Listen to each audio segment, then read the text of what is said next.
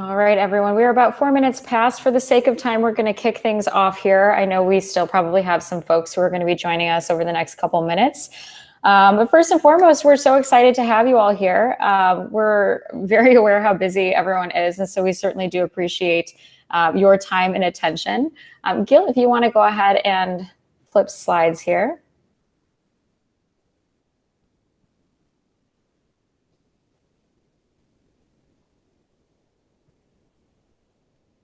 All right, wonderful. So in terms of what we are going to be covering today, we'll go through a quick round of introductions just so you know who exactly you are hearing from. We'd like to talk a little bit about the current state of marketing specifically within the wealth space. We'll dive into what exactly marketing automation is and, again, what it looks like within our specific space.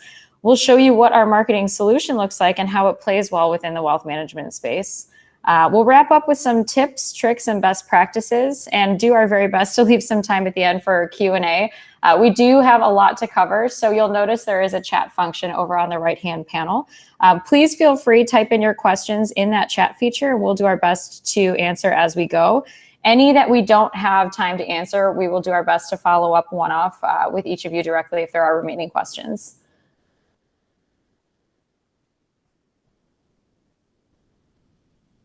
Next slide, Gil.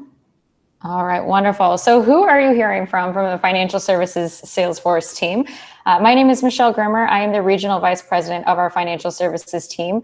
We focus specifically within the small and medium-sized businesses. My team covers all Central. I am based in Chicago. I've been with Salesforce for about 5 years here. Next to me, you'll see also from Salesforce, Damon Heiner. He is our resident marketing advisor. And next to him is Gil Lantini. Gil is coming to us from IMG. He's incredibly talented when it comes to actually standing up marketing automation, specifically within the financial services space. So we're super excited to have him joining us here on this call as well. Aside from the three of us, each and every one of you on this call actually does have an account executive at Salesforce who is aligned to you. So again, after this presentation, if there are any remaining questions whatsoever, feel free to reach out to any of us here or, again, your account executive, who is most likely the person who invited you to this webinar in the first place. And without further ado, I will turn it over to Gil. Thank you so much, Michelle, for the introduction. And thanks, everybody, for jumping on today. Really happy to have you all. Great turnout, and we're really excited to talk through marketing automation, how we're seeing it in the financial services space. So as Michelle mentioned, if you do have questions as we're talking through today, feel free to add them to the chat. If at the end of the presentation, we're also going to send out those gift cards. I know everybody had been asked what their preference of coffee was, so that's great. We'll make sure to get those out as well. And just general housekeeping. I don't have to tell anybody where the bathrooms are, so that's good. And you're allowed to eat and drink during the presentation. So I think that makes things pretty easy. So really what we're going to talk about is the changing landscape of marketing. We're going to talk a little bit about client expectations and really, relationship building. I know building relationships is very important to all of us. So those are some of the topics we're going to touch on. As Michelle mentioned, we're also going to have Damon go through a demonstration of marketing automation with Pardot. And hopefully you guys will get a lot out of today's presentation. So as we dive in, a little background on me. So again, Gil Lantini, my firm is Integrated Media Group. We are a Salesforce partner as well as a marketing agency. I've been in the marketing space for about 20 years now. And, my background started right around Y2K. So I was in the industry when things were very different. Back then, websites weren't very popular. You were lucky if you had a website. A lot of email was done through AOL. And we remember that, modem and dial-up sound we heard when we logged in. And, really for me, because I've been in this space since then, a lot has changed. And I've been able to witness that firsthand. And really how we're building relationships and how we're doing our outreach and marketing has changed a lot over the last 20 years, especially in the last 5 or 6 years with social media and a lot of the other tools that are there now. So we'll definitely touch upon that as well today. So again, more than happy to answer questions as we go in the chat and share any insider expertise that I have, anything that we're covering throughout today's presentation. So, I touched upon dynamics of relationships and how things have evolved. And, really everybody on the call, most of us in business, relationships are really key to what we do. Building relationships, building trust. I think that there's no industry where that means more than in financial services and wealth management. There's a lot of people are doing similar types of things, and really what sets us apart are the relationships and the trust we build. I think a lot of us have heard the term people buy from those they know, like, and trust. And that really comes down to building relationships and building that solid foundation so that as you're making suggestions and recommendations on your services, people trust that you're the right fit for them and that they're comfortable moving forward. So while relationships have always been important, I think because of changes in dynamics, it's different now. And I think in general, if you look at, in some cases, technology has changed how our relationships are formed. So a lot of things have happened in the tech space over the last 5 or 6 years or more that have really impacted how we engage. But I think if you think more recently, the impact of COVID, right? So we have something that was out of our control that impacted relationships and how we interact. So now, this event, which may have been an in-person event 6 months ago, is now an online event.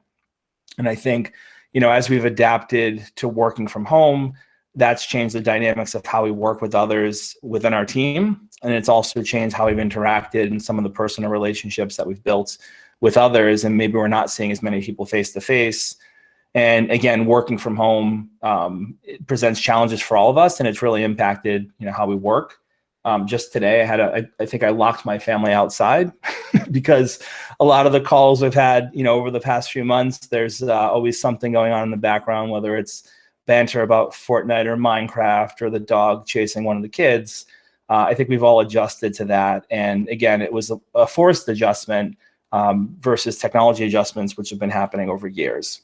Bottom line is we're making these adjustments, we're making it work, and it's really important to keep up with any of those changes to make an impact on our business.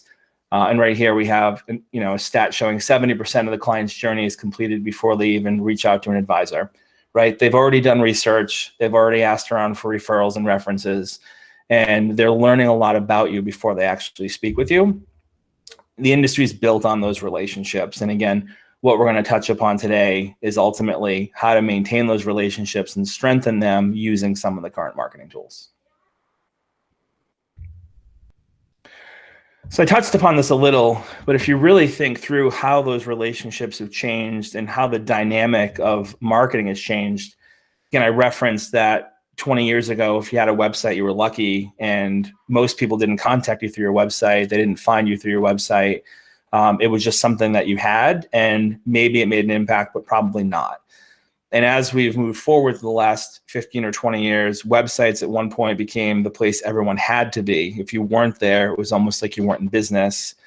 And then email started to grow in popularity. And then from email, we went to social. And social obviously is huge right now and has been for the last several years. Search is really popular and a really important thing to make sure that you're present with so that you're gaining traction and that you're visible. So, we went from having maybe one way to communicate with our clients, which was phone a long time ago. Everyone picked up the phone, to now where it's a very different landscape. And it's almost like we feel like we need to be everywhere, whether it's search, text, email, phone, LinkedIn messages, Facebook messages. Dynamic's very different. And we need to adapt and keep up with that, but it's hard to manage. And I think that's, a big point of today's webinar is it's difficult to maintain those relationships and manage all of these channels. So adapting is important and making sure that we're present where we need to be and that we're making the right decisions in each of those channels.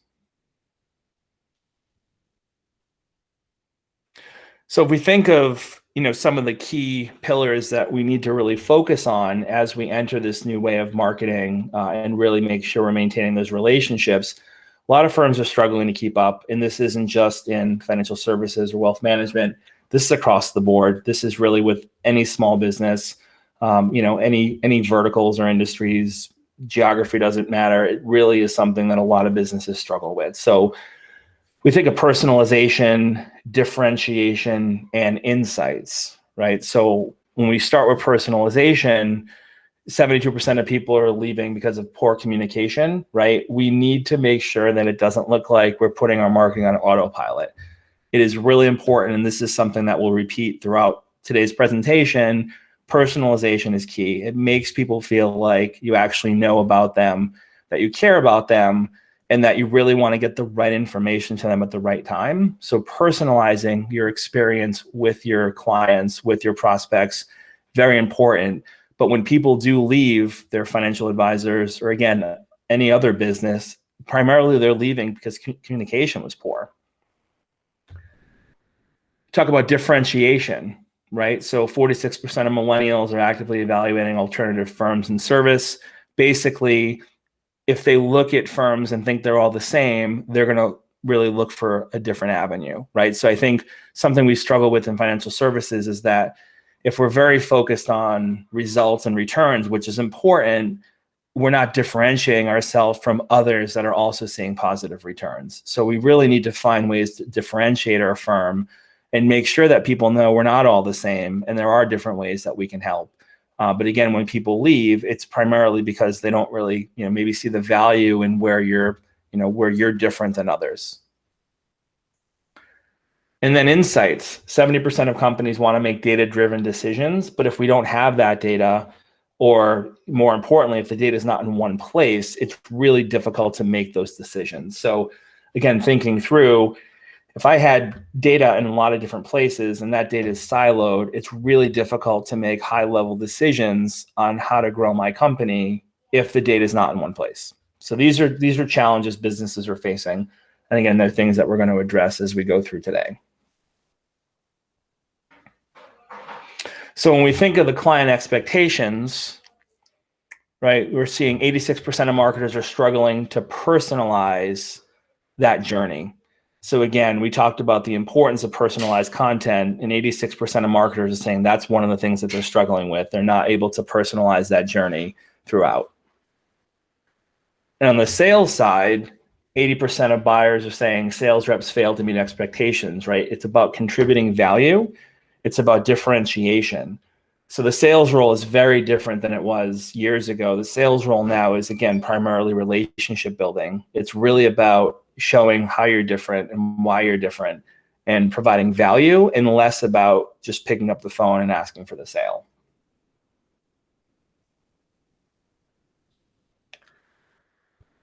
I'll pause to see if we have any questions for a minute while we go into how do we adapt. And again, feel free to put questions in the chat and we can try to answer those as we go.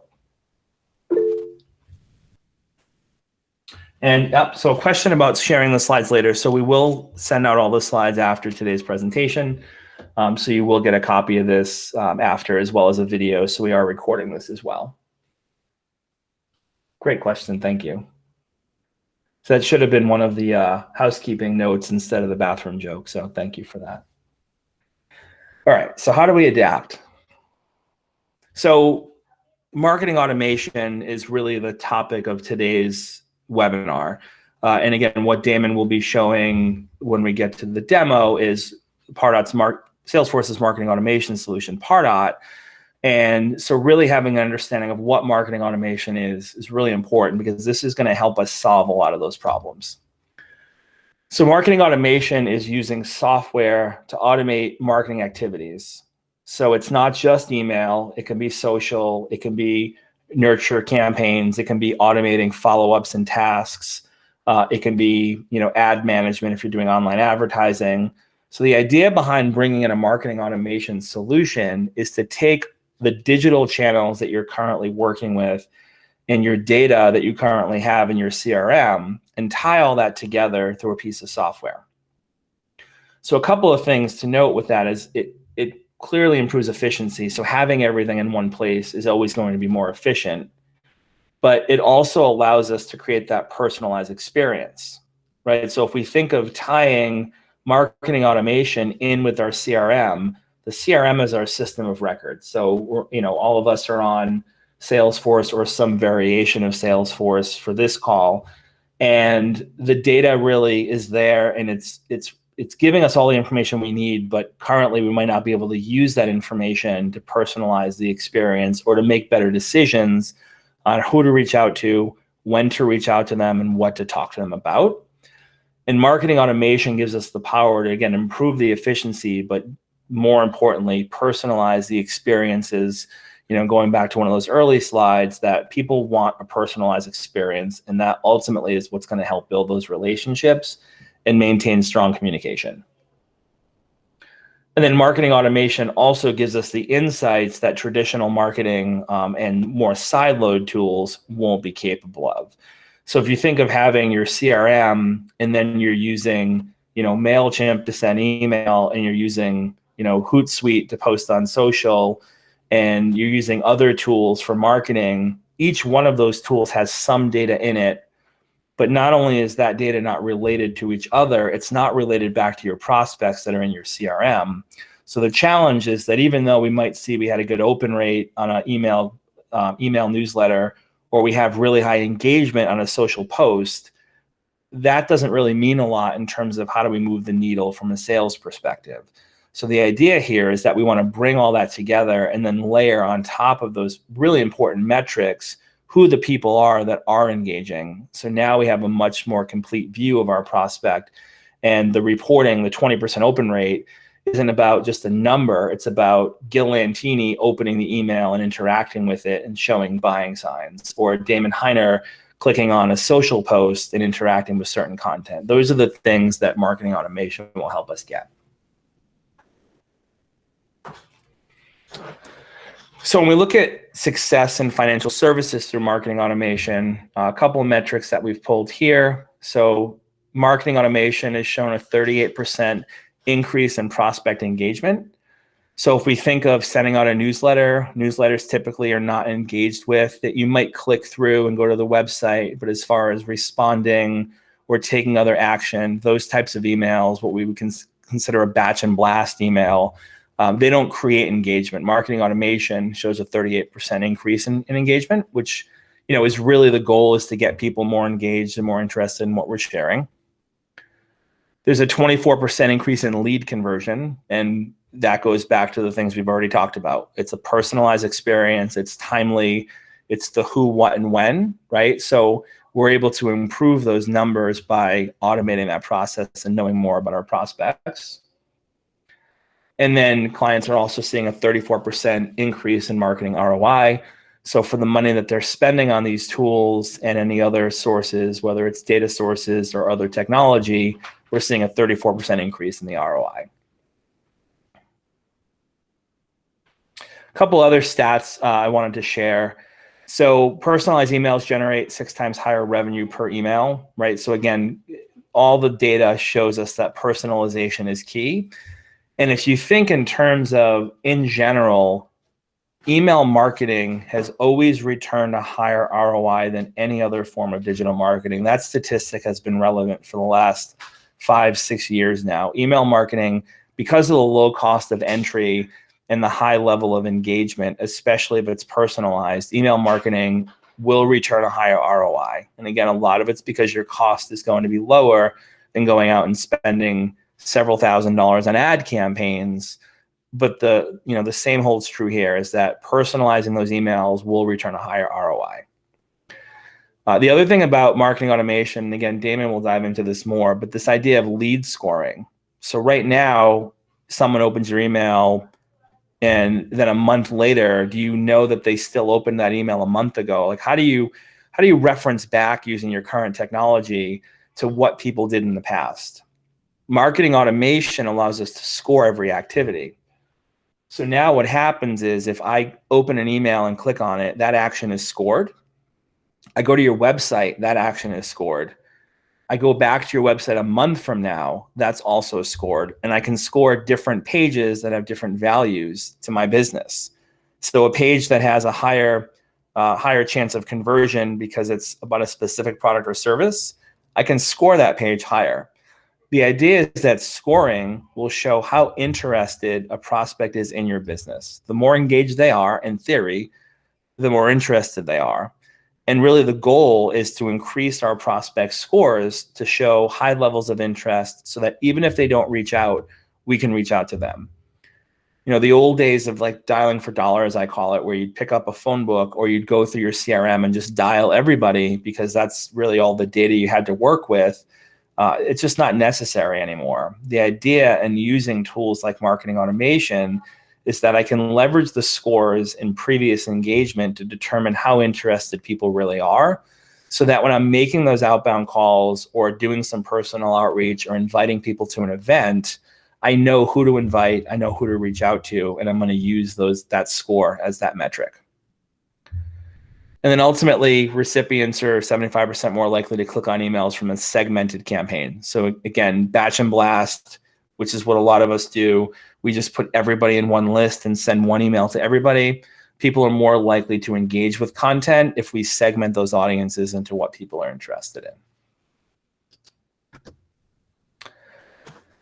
And just a few quick triggers here. So these are some of the things that are really involved with notifications and how we can trigger action. So someone goes to your website, interested in product or services, that can be a trigger. Someone downloads specific content on your website, they open or click an email. Those are all triggers. They're things that we can notify our sales team about. And they're also things that are scored. And using scoring, we can maintain a certain threshold to gauge level of interest, again, to notify the sales team, hey, this person has a score of 20, it might be time to reach out. And the last thing I'll touch on, we'll turn it over to Damon here in a minute, is just the idea of lead nurturing. So we talked a lot about automation and technology and how we tie it together. A lot of the way we see success using a tool like Pardot is using this concept of lead nurturing. So whatever that trigger point is, the page visit, the email open, filling out the website form, downloading that content, that action is what puts them in the top of this funnel. Then ultimately what happens is we send an email automatically personalized based on the action they took. And then I can start to segment my audience and kind of split paths at some point based on engagement levels.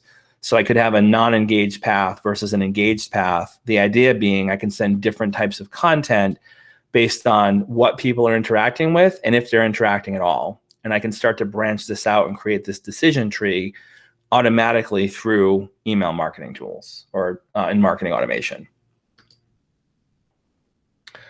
And the intent is that we're either educating or setting the stage for sales, right? So ultimately, we're going to educate our audience with content at the right time that they're interested in, or we're going to get them to engage so that ultimately we can set the stage for our sales team to reach out. That's what I have for now. I'm going to turn it over to Damon. Damon's middle name is actually Pardot. We didn't include that here. He lives and breathes in the marketing automation solution here, and he's going to do a great job walking through Pardot demo. So Damon, you can take it over from here. All right, perfect. Can you hear me okay? Yep. All right, if you could stop sharing, I'll go ahead and start on my side. All right, let's see if we can get this squared. And then Gil, I'll call on you to make sure we all can see my screen, and then we can jump in and discuss this further. Yep. Gil, You're looking good.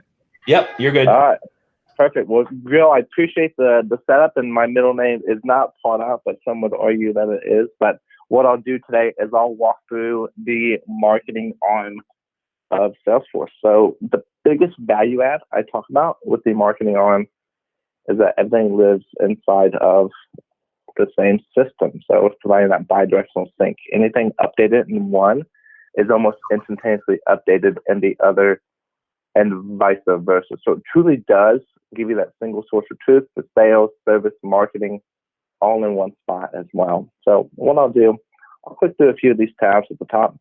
Should help tell a pretty good narrative of all things marketing and all things automation as well. Feel free to stop me when there are questions. I'm happy to dive a little bit deeper as well.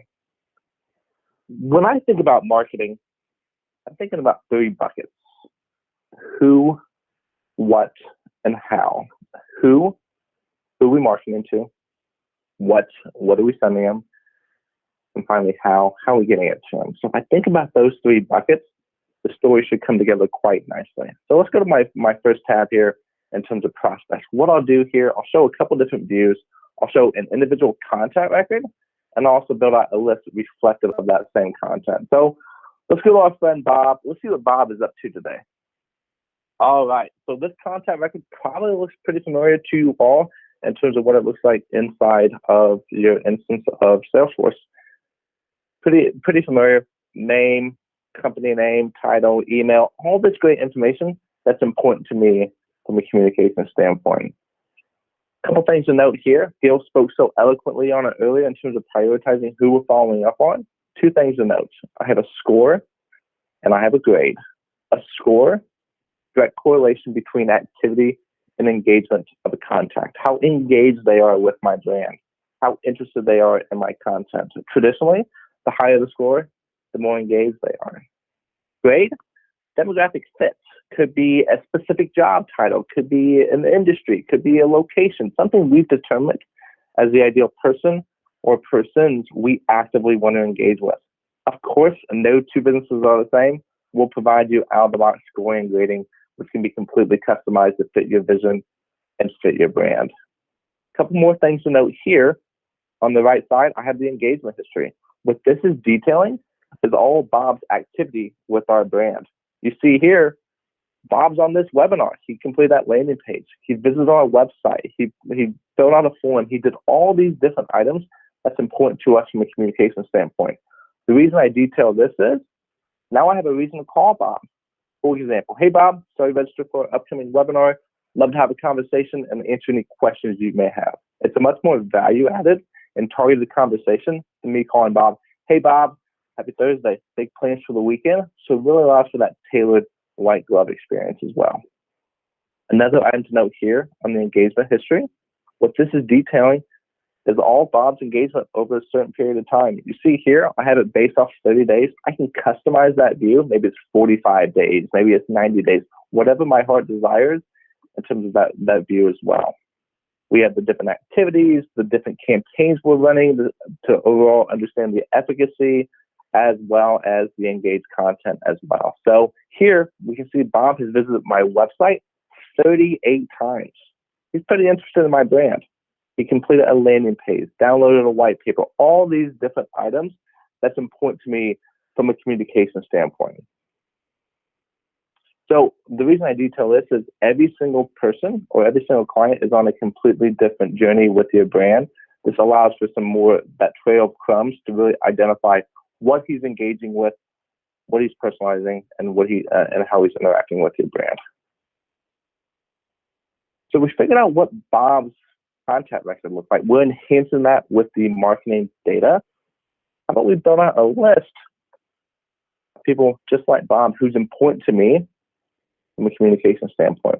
And Gail will touch on this here momentarily in terms of different use cases, different campaigns that we can run for those wealth advisors marketing to those clients. But let's have some fun. Let's build one. How about a wealth webinar list? What I want to do here is I want to make it a dynamic list. Think of a dynamic list as a living, breathing document. We're going to set a couple rules, a couple criteria. As long as they meet those rules, they're going to be automatically added. Again, pure data-driven marketing. You have all that wonderful data inside of your instance. I'm going to use it for marketing purposes. So let's have some fun. I'm based in Indianapolis, so I'm going to be biased here. How about city is Indianapolis? So we're going to take all that great data and we're going to filter down just by our friends in Indianapolis. Let's take it a step deeper. How about a custom field? Maybe all of our friends in Indianapolis who are interested in maybe my growth portfolio or my growth stocks. We can do that here as well. We talk about lead prioritization. Maybe I'm going to send a special campaign to my most active contacts. About greater than 200 points. So we're going to base it off Indianapolis. People interested in growth, more than 200. What this is reflecting is only based off field records. That's not the entire story. What happens if our friends in Indianapolis haven't opened my email in the last 60 days?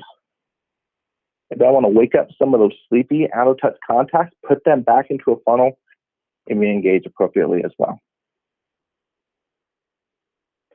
what I'll do here is I'll go ahead and run the rules. This is demo data. This one's not going to be very fun, a couple of zeros, but let me show you a real life example. How about this webinar list here? Total prospects, mailable prospects, and then all of our friends associated with this list. So that's step one. I got to figure out who am I marketing to. Step two, I got to figure out what are we going to send these people. So here is where I'll build out all my great content. I can upload some files. I can say organize with some folders. Do some social media posting, just like Gil talked about, the omni-channel approach. Build out some beautiful landing pages to acquire more information when we're trying to acquire more leads or contacts. All this creative juices will be flowing through that content tab. But if my goal is to build out some beautiful emails, we're going to live in my product email tab here. So with the marketing arm of Salesforce, you have 40 out-of-the-box templates, HTML and text-based, pretty easy to use from a customization standpoint. I think I have a couple built. Let's take a look at them. How about my webinar? See what this one looks like. Oh, there we are. That's a fun bear. I gotta change the image. I don't want that one. I want a birthday. Happy birthday. Maybe we're going to do a birthday campaign for a different use case in terms of communicating as well. I do love oranges, but that's not the one I want. That one's okay. We'll go with that one. What is wealth management? I can say, thanks for attending. I want to personalize this as well. Very easy to use from a creative standpoint. And of course, Gil talked about personalization. So we're going to have that personalization tied in here. It's going to be hi, Damon. Hi, Michelle. Hi, Gil. Hi, Jordan. It's going to have that same look and feel for your brand and personalize on that one-to-one basis. Of course, as a marketer, I love to test my emails, see exactly how it's going to look on my mobile, exactly how it's going to look on my device. I can do that from here. And what I'll show you here is just one way of sending this email. So I want to pick a list of who I'm going to send it to. I think I have my webinar list like that. So now I have 1,830 people I'm going to send this to. But who's it coming from? Is it going to come from maybe the office of the CEO? We can do that here. Maybe it's going to come from, I don't know, maybe our friend Damon. People like to hear from him. We can do that as well. What about the assigned user or the account owner? Very dynamic in terms of sending capabilities. We'll make it come from Damon. Well, after you send that beautiful email, someone's probably going to reply to it. Are we going to reply back to hello at Wealth Webinar? We can do that. Are we going to reply back to that same person who sent them that beautiful email, that assigned user or that account owner as well? Very easy to use from a creative standpoint, and the world is your oyster in terms of sending capabilities. All right, let's pause and see if there's any questions. David, one question, two questions actually that came up. One was about texting, text automation. The other was just about landing pages. So do you want to touch upon that? Yeah, sure. So I can talk through both of those. Actually, let's have some fun. Let me send this email first so we can talk through the reporting piece. But then I can touch on the landing page. Well, I'll touch on both. So the landing page, absolutely. All those are living inside of my content tab. Couple ways to look at landing pages. We can either host them on inside of Salesforce, or you can host them on your website. Very easy to use from a creative standpoint. I think I have one built. Let's take a look. Yep, there we are. So this is just one I built. Full transparency. I don't design landing pages for a living, but this one will be helpful in terms of hosting it. I can run automations off of here. So say if after our friend, we'll make it so Damon fills this one out. D. Heiner at Salesforce. And I want to learn more. So here, I can run automations off of this. I can adjust scores. I can create tasks. I can add Damon to a list. Everything we want to do from a creative standpoint will be inside of here. Okay. Thank you for your feedback. I could have a link to a video, a link to another download. All that will be living inside of here. And of course, if I went to Damon's contact record, I would be able to track that behavior as well. For the texting capabilities, I'll show you that here momentarily as well. So in terms of the emails that I just sent, let's go back to that one.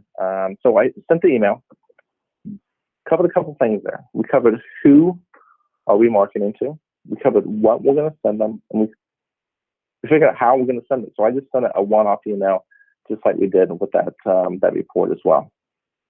I told you the power of automation is automations. We're going to automate some of these processes. So I'll show you a different way of sending out emails. So here we're going to automate some of these processes. Gil spoke earlier about the handoff between marketing and sales, or advisors, so to speak. So the handoff between marketing and advisor. What does that look like from a communication standpoint? Oftentimes in this industry, we see a lot of automations built based off drip campaigns. So here, inside of the engagement studio, I'll be able to build out a drip campaign. So let's just make it how about our webinar event campaign? That one sounds good. What I want to do is I want to pick a list. I think I have a list here. Webinar, wealth webinar. I can suppress people, maybe our current clients, Monday through Friday, business hours, that works for me. So here is the creative canvas of how I'm going to build out my engagement campaigns. With every campaign that you run, you have two constants. You have a start and you have an end. Regardless of what you do, those two items are always taking place. Personally, I've been on the edge of my seat the entire webinar up until this point. Based off this campaign, it's not very exciting for me. So what I want to do, I want to have some fun, so I'm going to hit this plus button. It gives me three options: an action, a trigger, and a rule.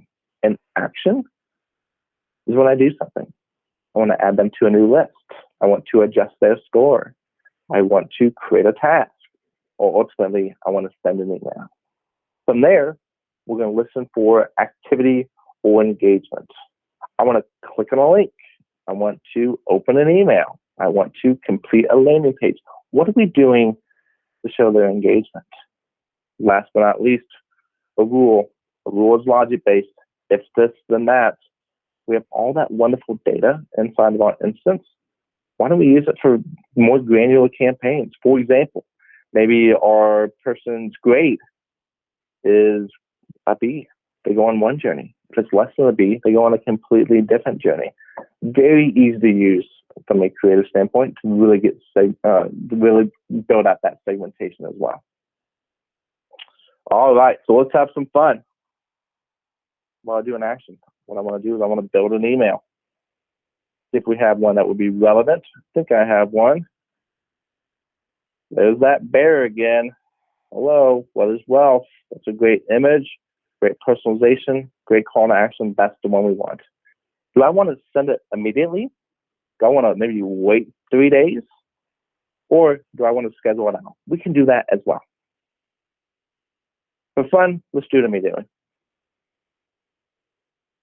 After we send an email, really one of two options can occur.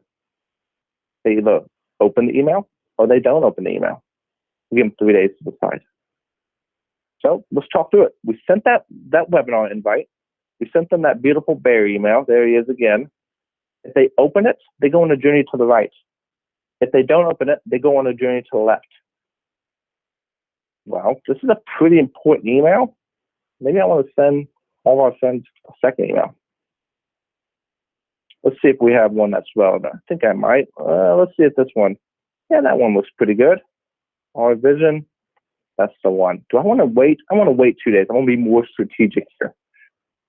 All right. Let's not forget about our friends on the right. They did such a great job opening that email. They get 10 more points. Such a beautiful email. They get 10 points. Now we talk about the lead handoff.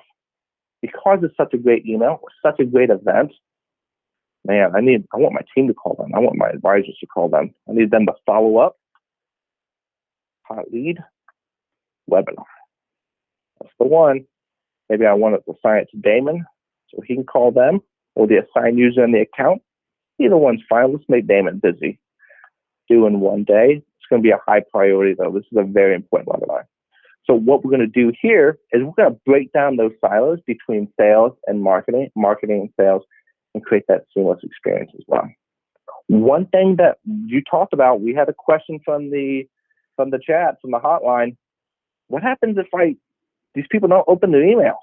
So maybe I want to send them a text. So here we're going to power that text via Salesforce. Let's see if I have one here. Reminder, get that beautiful email. So we're going to power that text. So it's going to create a text via Salesforce and automate that process as well. Let's pause here. Questions? Any questions from the chat, Gil?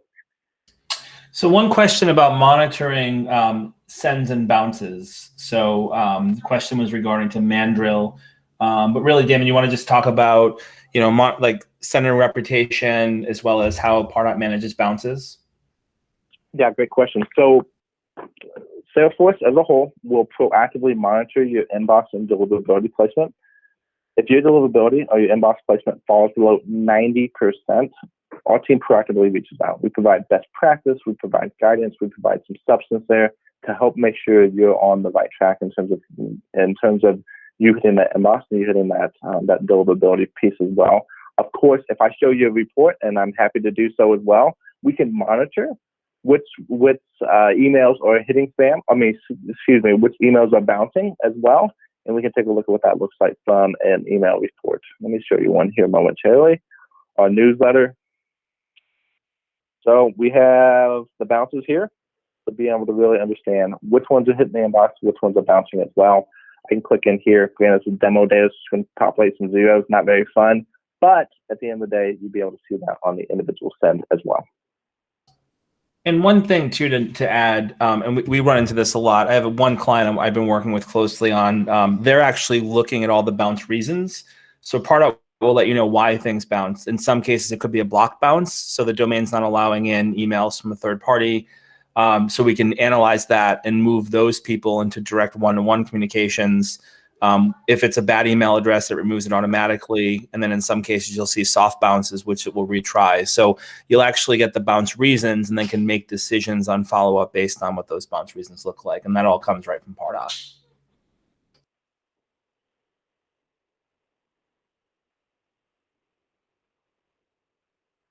All right. Any other questions before I pass it back to you, Bill?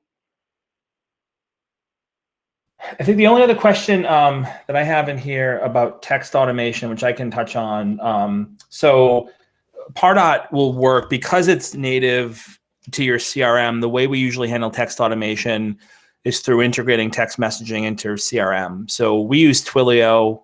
It's one of the more popular tools for text message automation. There's also SMS 360 and SMS Magic. Essentially, those tools live on the Salesforce platform, and then Pardot can actually trigger those text messages through automation. So while the app does not live directly in Pardot, Pardot can trigger text automation and personalization through a workflow. So absolutely can be accomplished. We work with lots of companies that are doing that. All right. Anything else, Damon? No, I think I'm okay on my side, but I can stop presenting and hand it back to you. Sure. You can take us home. All right. While you were demoing, my family pressed their face against the glass, and I think they look like puppies. They want to come in, but I told them not yet. So it will be quiet for another 13 minutes. I may not tell them when it's over. I may just leave them up. No, it's terrible. Sorry. All right. So can you guys see my screen again?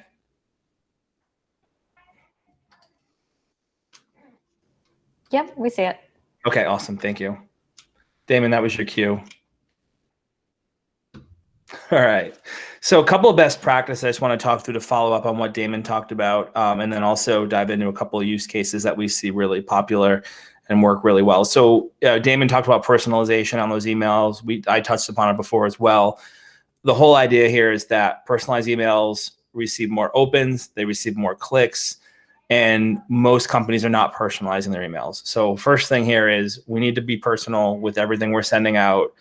And we can do that through those variable tags that Damon showed, through the segmentation rules and dynamic lists, which Damon also touched on and showed, which is building audiences based on what we know and then personalizing what we send them when we're putting out email. So super important. Again, this is something that we don't traditionally do with our more native or like third-party email systems, but this is something that, because we have all that data, is very easy to do within the Salesforce Pardot ecosystem. And then the other thing Damon touched upon is content, right? So we like this idea of developing anchor content. So when we talk about downloading a white paper, that one white paper becomes content for a blog, an infographic, a video, a webinar, an email that can be sent out. It gives us website content. So anchor content is one piece of content that can be used in multiple channels. So again, when Damon talks about, following up or downloading a white paper, the white paper serves so many purposes. So even though some of this content takes time to create, the reality is that one piece of content can give us 8 to 10 different channels worth of content and give us a lot to talk about, because a white paper has a lot of information. We need to make that more tangible so we can break it down into smaller pieces. So definitely, really feel strongly about the idea of developing that anchor content that you can work from. All right, so just going to go over some 3 quick examples of where we're seeing success in financial services, different types of campaigns. The first one, things have changed, right? So we used to talk about hosted events, road shows, web, in-person educational events, cocktail receptions. That's changed right now, which is why Zoom stock has gone up so high. We're hosting events online, and we're doing Google Hangout today. The idea is that hosted event campaigns are very effective. We're seeing the most success here, and I'll talk about this in a minute. Educational series, again, Damon touched upon that educational content and how we can build out those workflows. And then the cold lead nurture, which Damon also mentioned, that unengaged audience, and how do we reach out to them. So I'm going to touch upon the 3 of these. And again, we're going to share the slides out after, so you guys will have this to reference back to. We see the most success right now in financial services with webinar campaigns. So the idea behind a webinar campaign is, first, we're segmenting, right? So what percentage of our audience do we feel like would be interested in the topic that we're presenting on? A certain fund, a certain investment strategy, alternative investments. We look at our database and determine who would be a fit. Maybe it's people that have already expressed interest in the past, or maybe it's people that are more into traditional funds, and we should be looking at other ways to expand their portfolio. So first, we start with segmentation. We develop our call to action, so integrating our emails with Google Hangouts, Zoom, GoToMeeting, so have it very easy for people to register.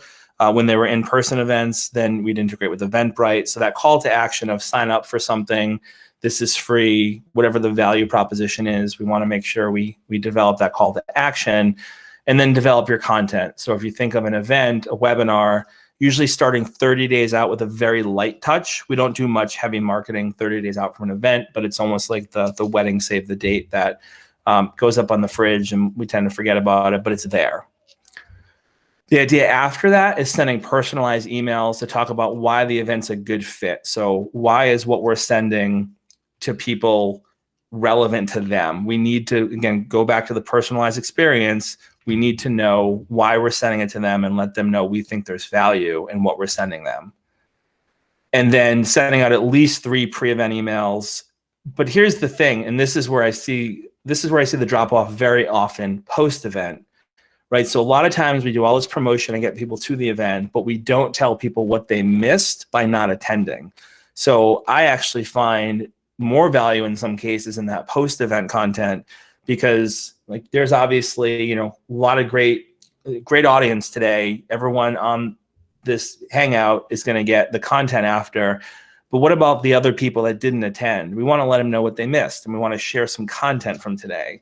So the idea is that we're expanding our audience by reaching people after the event, and we're seeing if they're interested. Maybe they just couldn't make the webinar, but they're interested in the content. So we really like to build out that post-event webinar content.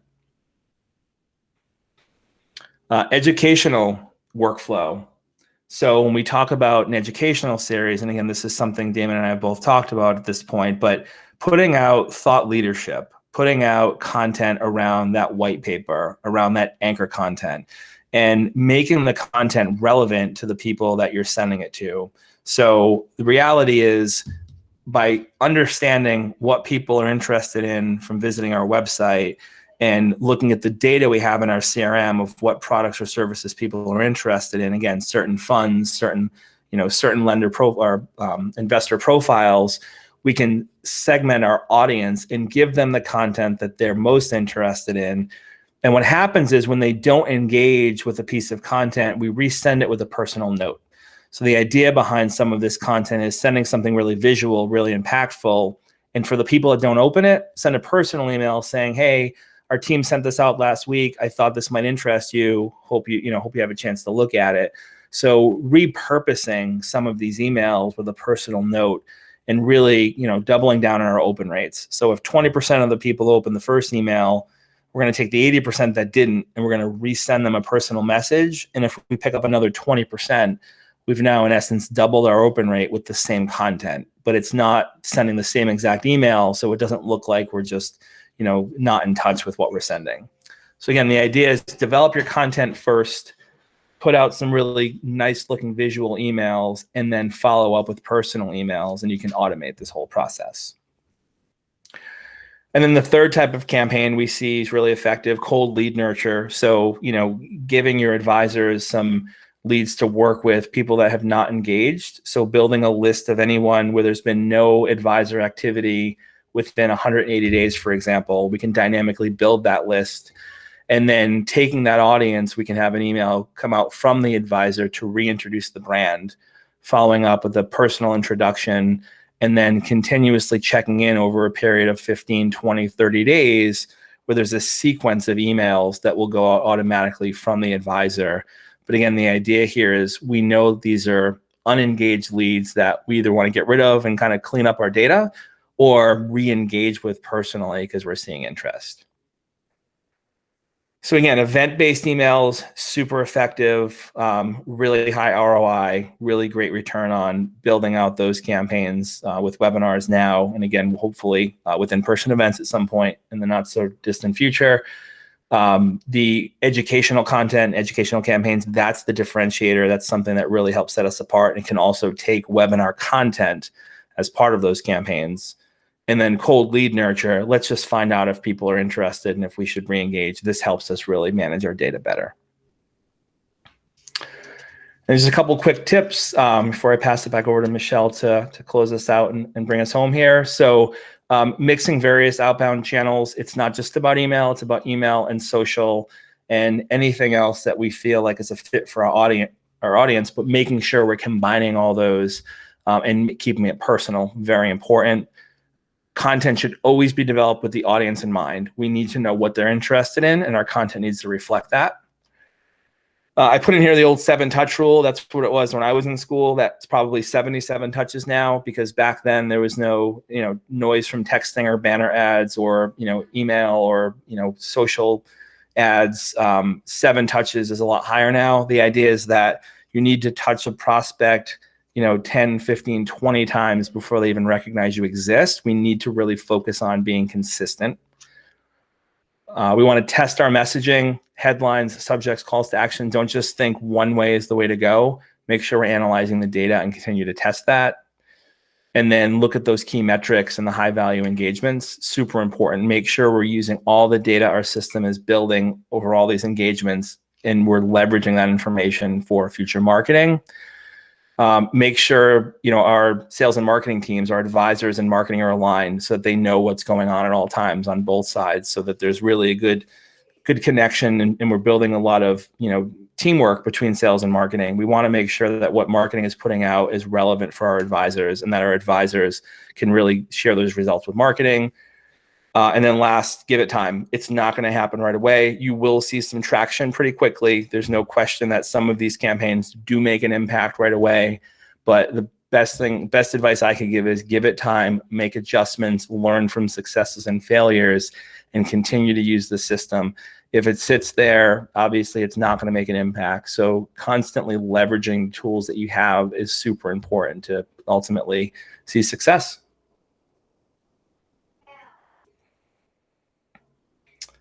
Michelle, do you want to close us out here?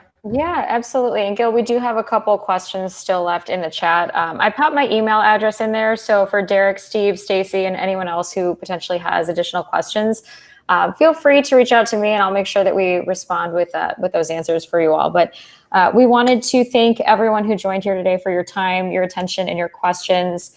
We really hope that this was fruitful information for you all. Again, feel free to contact your account executive if you're unsure of who your account executive is. Again, you can feel free to email me directly. I'm more than happy to make sure that we're pointing you in the right direction. If this does seem like something that you are interested in, or if you'd like more information, again, we are happy to make sure that we're pointing you in the right direction. As many of you probably know, July is the end of our fiscal quarter, so pricing can be quite advantageous if the timing is right for you all. But either way, feel free to reach out to us. We are more than happy to help in any way that we can. And once again, we thank you all very much for your time and attention today. Thanks so much, everybody.